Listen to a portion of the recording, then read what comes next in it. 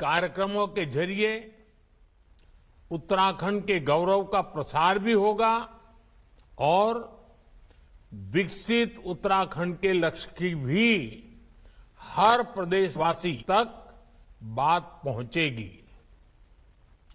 मैं आप सभी को इस महत्वपूर्ण अवसर पर और ये महत्वपूर्ण संकल्प के लिए अपनी शुभकामनाएं देता हूं। अभी 2 दिन पहले ही प्रवासी उत्तराखंड सम्मेलन का भी सफल आयोजन हुआ है। मुझे विश्वास है हमारे प्रवासी उत्तराखंड वासी राज्य की विकास यात्रा में ऐसे ही बड़ी भूमिका निभाते रहेंगे। साथियों, उत्तराखंड के लोगों को अपनी आशाओं और आकांक्षाओं को पूरा करने के लिए लंबे समय तक अलग राज्य के लिए प्रयास करना पड़ा था। ये प्रयास तब पूरे हुए जब केंद्र में श्रद्धेय अटल जी के नेतृत्व में, बीजेपी के नेतृत्व में एनडीए की सरकार बनी। मुझे खुशी है कि जिस सपने के साथ उत्तराखंड का गठन हुआ था वो हम सब साकार होते देख रहे हैं। देवभूमि उत्तराखंड ने हम सभी को, भाजपा को हमेशा खूब सारा प्यार दिया है, अपनत्व दिया है।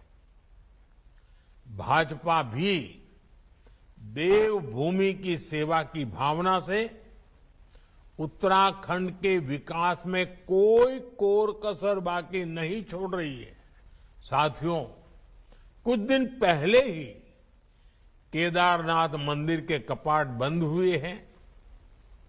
कुछ साल पहले बाबा केदार के दर्शन के बाद उनके चरणों में बैठकर मैंने बड़े विश्वास से कहा था कि ये दशक उत्तराखंड का दशक होगा। बीते वर्षों में उत्तराखंड ने मेरे इस विश्वास को सही साबित किया है। आज उत्तराखंड विकास के नए रिकॉर्ड बना रहा है, नए कीर्तिमान गढ़ रहा है। पिछले साल के सस्टेनेबल डेवलपमेंट गोल्स इंडेक्स में उत्तराखंड को पहला स्थान प्राप्त हुआ है। ईज ऑफ डूइंग बिजनेस में राज्य को अचीवर्स और स्टार्टअप रैंकिंग में लीडर्स की कैटेगरी में रखा गया है। पिछले 1.5-2 वर्षों में उत्तराखंड की राज्य विकास दर में 1.25 गुना से ज्यादा की बढ़ोतरी हुई है। इस साल जीएसटी कलेक्शन में भी 14% का उछाल आया है। 2014 में उत्तराखंड में प्रति व्यक्ति आय करीब 1.25 लाख रुपये सालाना थी, जो आज बढ़कर 2,60,000 रुपये हो चुकी है। 2014 में उत्तराखंड राज्य का सकल घरेलू उत्पाद यानी स्टेट की जीडीपी 1,50,000 करोड़ के आसपास थी। अब ये बढ़कर करीब 3,50,000 करोड़ रुपए हो गई है। ये आंकड़े बताते हैं कि उत्तराखंड में कैसे युवाओं के लिए नए अवसर पैदा हो रहे हैं, कैसे यहां औद्योगिक तरक्की हो रही है।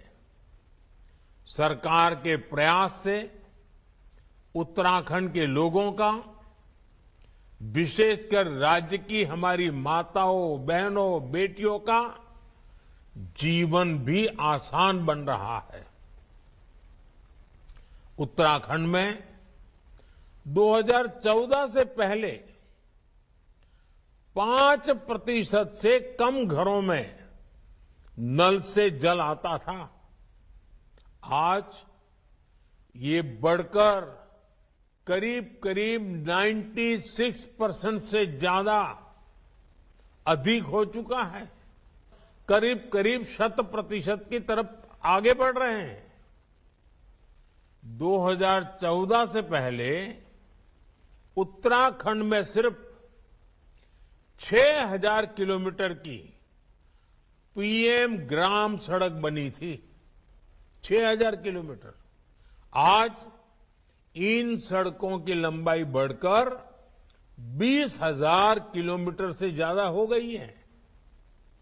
और मुझे मालूम है पहाड़ों में सड़कें बनाना कितना बड़ा कठिन काम होता है और कितनी बड़ी जरूरत होती है। उत्तराखंड में लाखों शौचालयों का निर्माण करके, हर घर बिजली पहुंचाकर, उज्ज्वला योजना के तहत लाखों गैस कनेक्शन देकर, आयुष्मान योजना के तहत मुफ्त इलाज की सुविधा देकर हमारी सरकार हर वर्ग, हर आयु के लोगों की साथी बनकर काम कर रही है। साथियों, डबल इंजन की सरकार का अर्थ क्या होता है, ये भी हम उत्तराखंड में देखते हैं। उत्तराखंड को केंद्र से पहले जो अनुदान मिलता था, वो आज करीब करीब 2 गुना हो गया है। डबल इंजन की सरकार में ही उत्तराखंड को एम्स के सैटेलाइट सेंटर की सौगात मिली। इसी दौरान देश का पहला drone application research centre Dehradun में खोला गया। उधमसिंह नगर में स्मार्ट इंडस्ट्रियल टाउनशिप बनाने की योजना है। आज उत्तराखंड में केंद्र सरकार के 2 लाख करोड़ रुपए के प्रोजेक्ट्स चल रहे हैं। कनेक्टिविटी से जुड़े प्रोजेक्ट्स को तेज गति से पूरा किया जा रहा है। ऋषिकेश, कर्णप्रयाग रेल परियोजना को 2026 तक पूरा करने की तैयारी है। उत्तराखंड के 11 स्टेशनों को अमृत स्टेशनों के रूप में विकसित किया जा रहा है। देहरादून दिल्ली एक्सप्रेसवे के पूरा होने के बाद दोनों शहरों की दूरी 2.5 घंटे में तय कर ली जाएगी। यानी एक तरह से उत्तराखंड में विकास का महायज्ञ चल रहा है, जो इस देवभूमि की गरिमा को भी बढ़ा रहा है। इससे पहाड़ों पर होने वाले पलायन पर भी रोक लगी है। साथियों, हमारी सरकार विकास के साथ विरासत को भी सहेजने में जुटी है। देवभूमि की संस्कृति के अनुरूप केदारनाथ धाम का भव्य और दिव्य पुनर्निर्माण किया जा रहा है। बद्रीनाथ धाम में विकास कार्य तेज गति से आगे बढ़ रहे हैं। मानसखंड मंदिर माला मिशन के तहत पहले चरण में 16 पौराणिक मंदिर क्षेत्रों को विकसित किया जा रहा है। ऑल वेदर रोड से 4 धाम यात्रा को सुगम किया है। पर्वतमाला परियोजना के तहत यहां के धार्मिक और पर्यटन स्थलों को रोपवे से जोड़ा जा रहा है। मुझे याद है, जब मैं मणा गांव गया था, मैंने वहां बॉर्डर पर अपने भाई बहनों का अपार स्नेह देखा था। माणा गांव से ही वाइब्रेंट विलेज प्रोग्राम की शुरुआत की गई थी। हमारी सरकार बॉर्डर किनारे के गांवों को आखिरी गांव नहीं, बल्कि देश का प्रथम गांव मानती है। तो उत्तराखंड